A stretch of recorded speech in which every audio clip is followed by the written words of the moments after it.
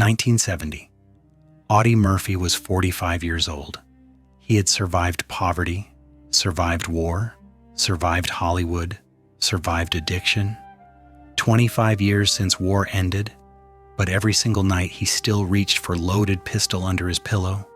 Every single night he still woke up screaming. Every single night he still saw their faces. Brandon, the 50 Germans, all 240 men he killed. He had everything most men wanted: ranch, family, legacy. But he could not escape the war that lived inside his mind. This is episode 6, The Final Years. The man who survived everything except his own memories. Hollywood did not forgive Audie for speaking truth about PTSD. Studios remembered. Producers remembered. Directors remembered. He told America that heroes were broken, that war destroyed men, that medals did not heal wounds. Hollywood wanted heroes who were strong, who overcame, who rode into sunset victorious.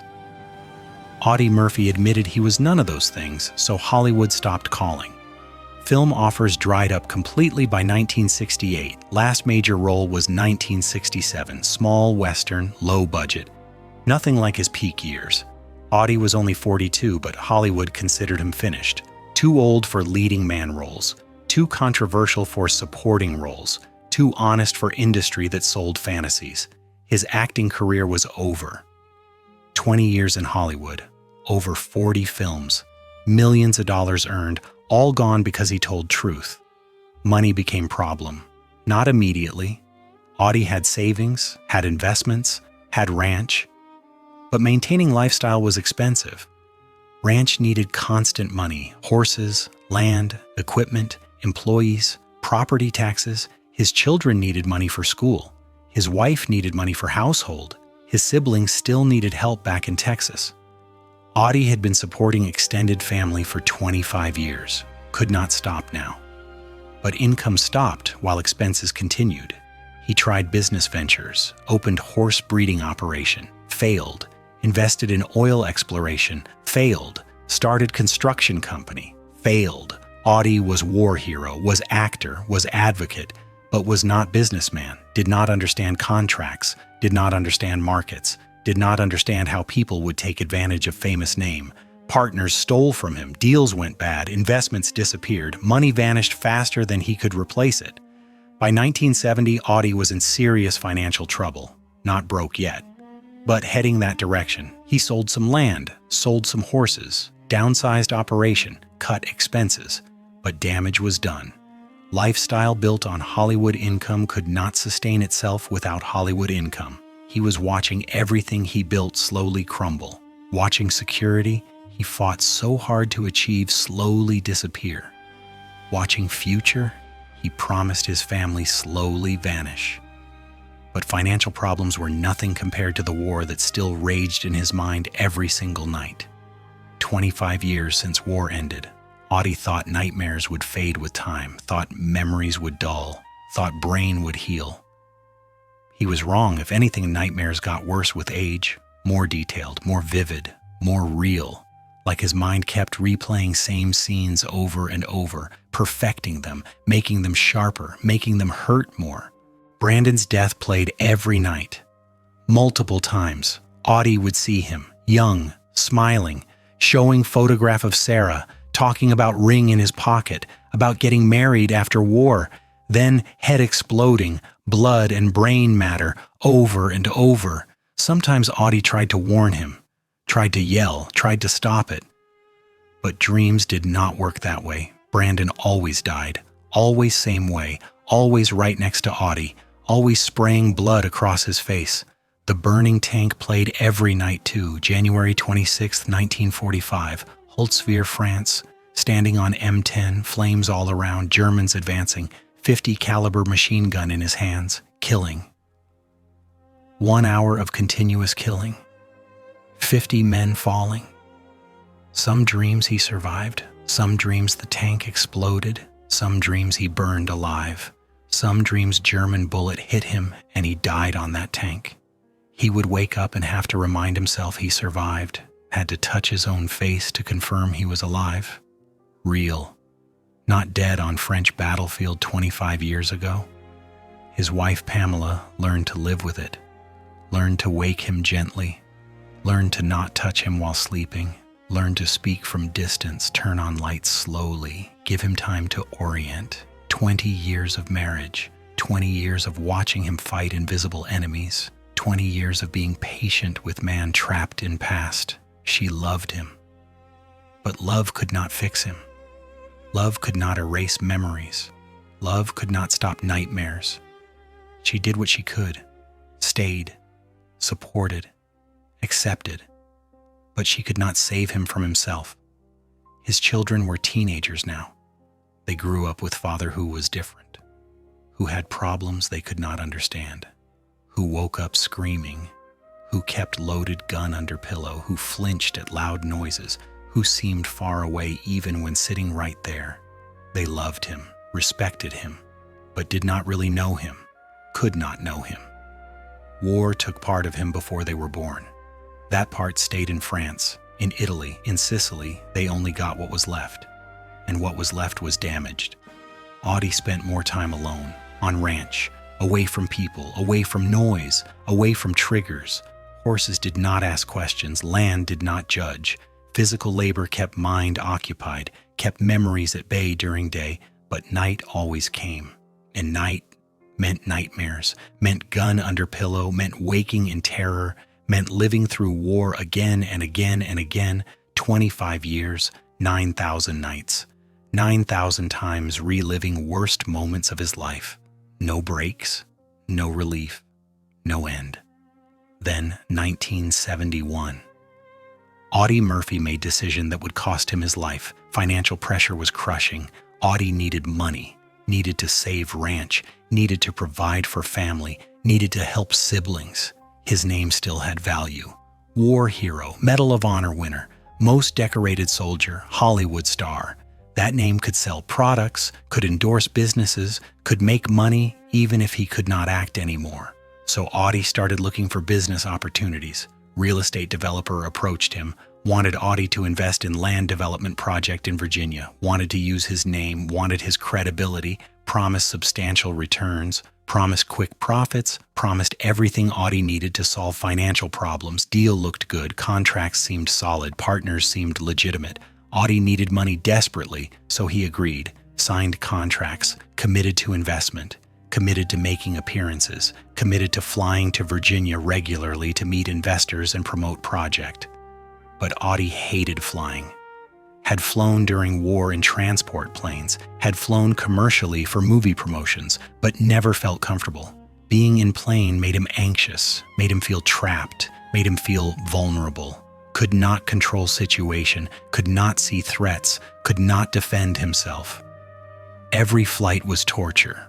White knuckles, racing heart, constant vigilance, watching for problems, listening for unusual sounds, waiting for disaster, but business required flying. Virginia was too far to drive regularly. Flying was necessary. So Audie flew. May 1971. Business deal was falling apart. Investors were nervous. Money was disappearing. Partners were making excuses. Whole thing was collapsing. Audie needed to go to Virginia, needed to meet investors personally, needed to try to save deal, needed to save his financial future. Commercial flight would take too long, too many connections, too much time. Private plane was available, small plane, 6 passengers, direct flight, fast, efficient. Audie did not want to fly in small plane, even more dangerous than commercial, even less control. But time was critical.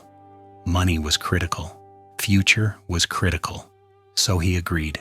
May 27, 1971.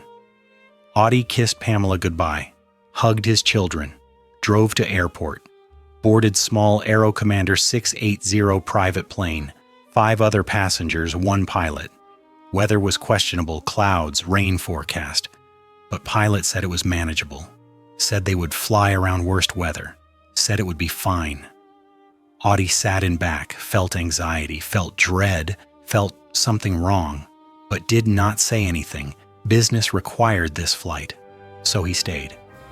Plane took off, headed toward Virginia. Weather got worse, much worse. Clouds thickened, Rain started, visibility dropped. Pilot requested permission to change altitude, to change route, to avoid worst weather. Air traffic control approved. Plane climbed, turned, tried to find clear air.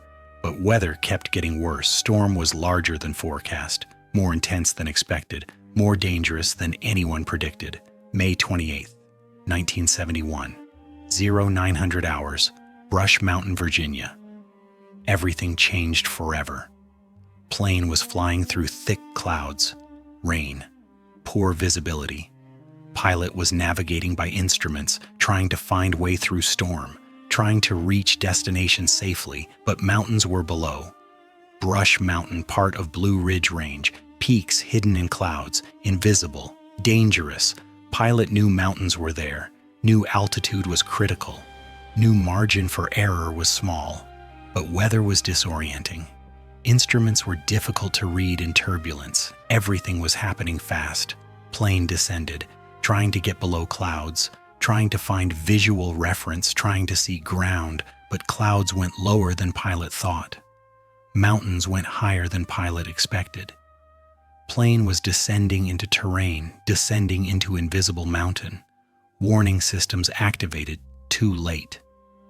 Pilot tried to climb, pulled back on controls. Engines roared, but not enough time, not enough altitude, not enough space. 0905 hours. Aero Commander 680 hit trees near peak of Brush Mountain, 20 feet below summit.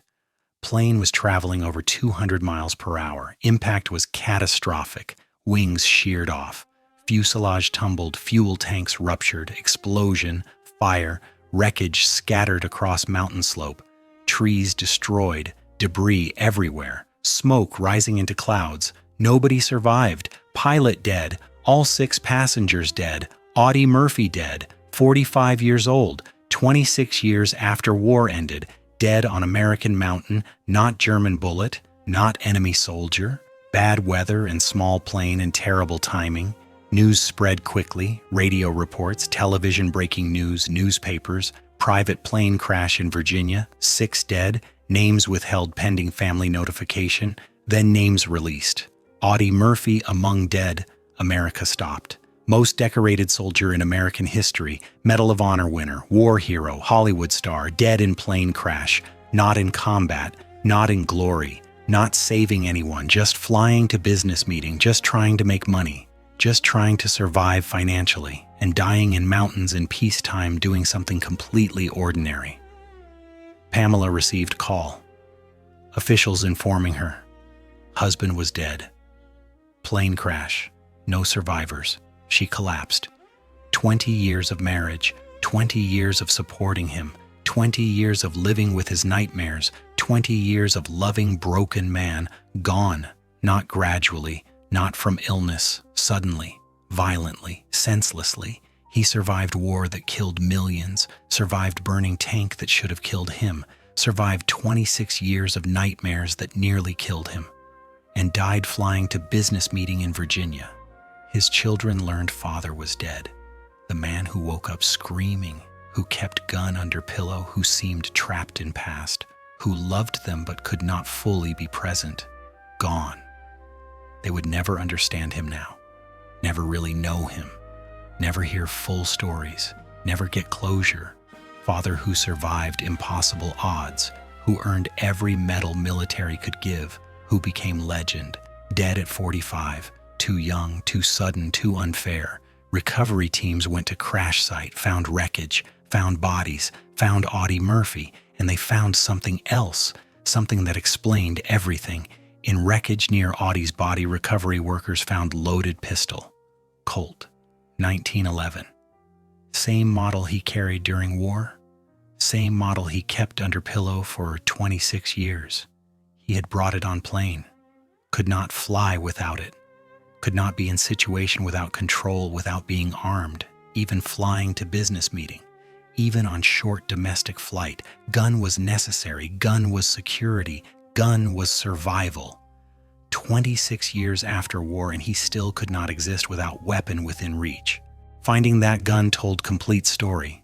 Told story of man who never stopped being soldier, who never stopped being at war, who never felt safe enough to be unarmed, who carried combat with him everywhere, every day, every night, every situation for 26 years, from 1945 to 1971. Gun under pillow, gun in car, gun on plane, always armed, always ready, always vigilant. Because war never ended for Audie Murphy. Never would have ended. Was going to carry it until he died, which he did.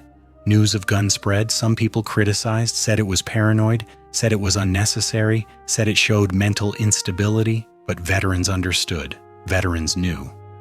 Combat changes you permanently, makes you see threats everywhere, makes you need weapons, makes you unable to relax, makes you different from civilians who never experienced war. Audie Murphy carried gun because that was what surviving combat meant. That was price of being warrior. That was cost of killing 240 men and watching friends die and standing on burning tank. Could not just turn that off. Could not just become civilian. Stayed soldier forever.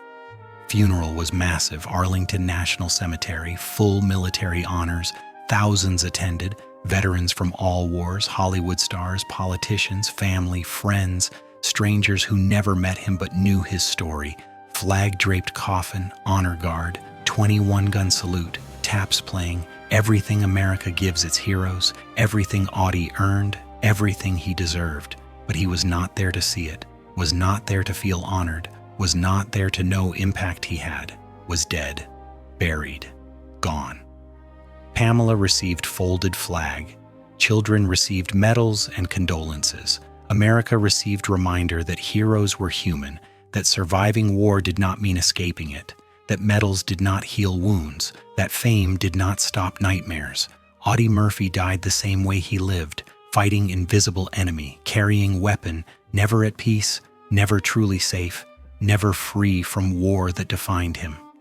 His grave became second most visited at Arlington after Kennedy. People came from everywhere, veterans especially, came to pay respects, came to say thank you, came to remember, came to grieve, not just for Audie, but for all veterans who survived war but lost themselves in process, who came home broken, who struggled silently, who suffered without help. Audie's grave became memorial for all of them, symbol of cost nobody talked about, price heroes paid that civilians never understood. 26 years after war ended, Audie Murphy finally stopped fighting, but his legacy was just beginning. Audie Murphy died before PTSD was officially recognized, died 6 years before term was created in 1977, died 9 years before it was added to psychiatric manual in 1980. But his advocacy, his honesty, his willingness to speak truth, his refusal to pretend, all of that laid groundwork, all of that changed conversation. All of that helped future veterans get help he never received, because Audie spoke about nightmares publicly, about sleeping pills, about addiction, about how war never ends for soldiers. Veterans felt permission to speak, felt less shame, felt less alone, started seeking help, started admitting they struggled, started understanding their experiences were normal responses to abnormal trauma, not weakness, not failure, not inability to adjust, but injury, invisible injury, psychological wound as real as any physical wound. Military started paying attention, started understanding combat caused lasting damage, started providing mental health resources, started training people to recognize trauma symptoms, started reducing stigma around seeking help, started accepting that strong warriors could have psychological wounds, started changing culture that said real men did not need help. All because Audie Murphy admitted he needed help, admitted he was broken, admitted medals did not make him whole. His movies remained popular. To Hell and Back became classic. Generations watched it, learned his story, understood sacrifice, understood cost, understood that surviving was not same as winning, that coming home was not same as being okay. That hero was not person without fear or pain or trauma.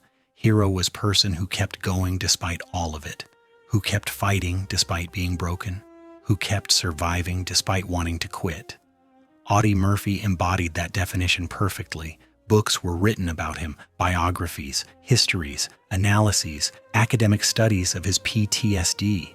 medical examinations of his symptoms, all trying to understand, all trying to explain, all trying to learn from a man who lived with combat trauma before anyone understood what that meant. He became case study, became example, became proof that psychological wounds were real and lasting and deserved treatment. His suffering educated generation of doctors and therapists and advocates. Veterans organizations name programs after him, PTSD treatment centers, support groups, advocacy initiatives, all carrying his name, all honoring his memory, all continuing work he started, helping veterans who struggled like he struggled, who had nightmares like he had nightmares, who needed help like he needed help. His legacy saved lives he never met, helped people he never knew, made difference that continued decades after his death.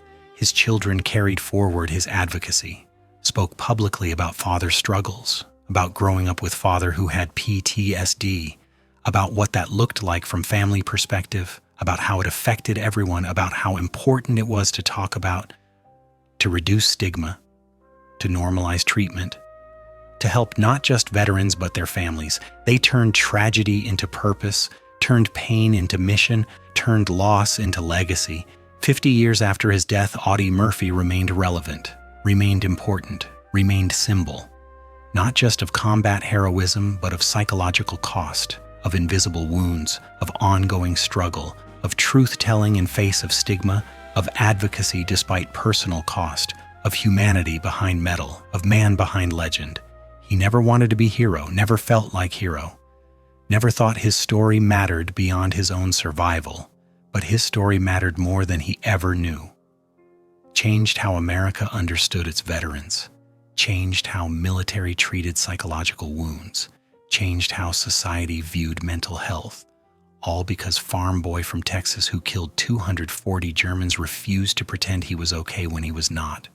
The gun under his pillow, the nightmares every night, the loaded pistol on plane, all of it told story America needed to hear. Story about what war really cost, what sacrifice really meant, what coming home really looked like for men who survived hell.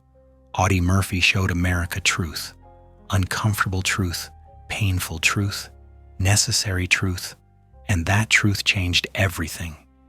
His grave at Arlington remains second most visited. People still come. Veterans, families, students, historians, anyone who wants to understand, who wants to remember, who wants to honor not just hero who killed 50 Germans on burning tank, but man who lived with that memory every night for 26 years, who fought war that never ended, who survived everything except his own mind. That was real heroism. That was real sacrifice. That was real legacy. Audie Murphy died May 28, 1971. But story did not end. Legacy continued, work continued, impact continued, because some heroes die but never fade. Some stories end but keep teaching. Some lives finish but keep mattering. Audie Murphy was all of those. Next episode, the final chapter, understanding the legend, understanding the man, understanding why 45-year-old farm boy from Texas who became America's most decorated soldier matters today, understanding why his story still resonates, understanding why we remember the eternal legacy of Audie Murphy.